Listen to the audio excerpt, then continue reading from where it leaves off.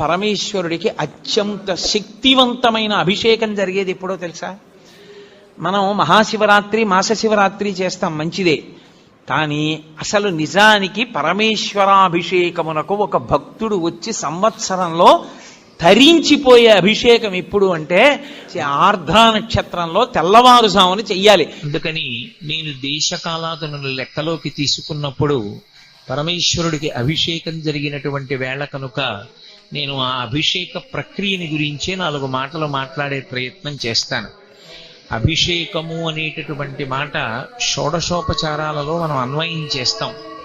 షోడశోపచారాలలో అభిషేకము అన్న మాటకు అర్థం స్నానము అని. బాహ్యార్థం తేలికగా అర్థం చేసుకోవడానికి ఉపయుక్తమయ్యే అర్థం ఏది అంటే స్నానము.